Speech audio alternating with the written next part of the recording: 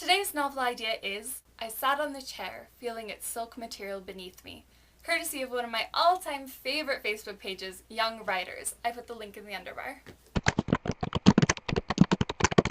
I sat on the chair, feeling its silk material beneath me. This all felt so unreal, like a dream, and only the solidity of the chair convinced me I was awake. The old man sitting in the armchair across from me smiled a gentle smile. "Don't be afraid, Cassia," he said. "This is your home now." Home. To me, home was a small room with a dirt floor and 5 other girls. We'd been happy, if a bit cold and hungry. Looking around at the fine furnishings and the fireplace large enough for a grown man to stand up in, I knew I wouldn't be cold or hungry here. But I would be alone. "Nancy will show you to your room," the kindly old man said. He rang a bell. A moment later, a girl with red braids and a very freckled face entered. My heart rose a little. This girl wasn't much older than me. Perhaps we could be friends. She curtsied to the old gentleman, and then to me. I noticed she kept her eyes on the floor. I followed Nancy out of the room. Once we had entered the high-ceilinged marble hallway and the door had closed behind us, I said, "Hi, Nancy. I'm Cassia." "Yes, Mum." "I'm going to live here now." "Yes, Mum." "Do you live here?" "No, Mum." "Where do you live?" "In the village, Mum." "Is that far from here?" "No, Mum." I opened my mouth to ask another question, but Nancy spoke first. "Your room, Mum." We had stopped in front of another large wooden door. I wish now that I had been paying attention, as I was sure to get lost if I had to find this place on my own.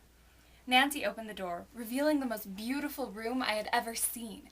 There was a large canopy bed draped in pink gauze. A big flowery rug covered most of the floor.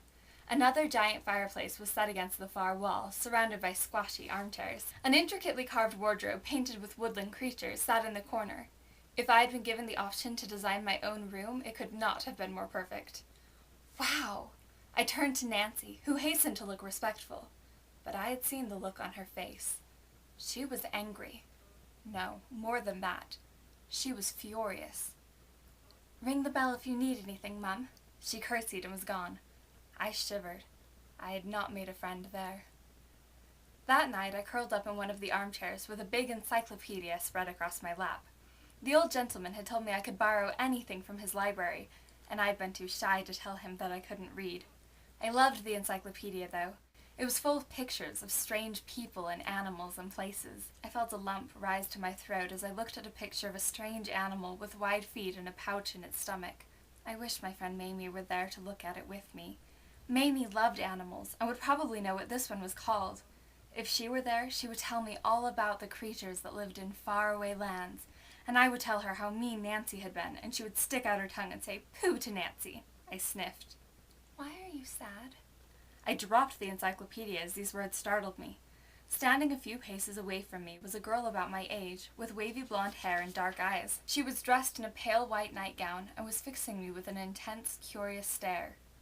These were not the most interesting things about her, however. What was most interesting was that I could see the mantle of the fireplace directly behind her. I could see it through her. A ghost. I knew I should be frightened, but she didn't look the least bit frightening. She looked concerned. For me. "Are you lonely?" she asked. "Yes," I answered. "So am I. Maybe we could be friends." I smiled. "I'd like that. Maybe I wouldn't be so lonely here after all." Thanks for watching, and happy writing!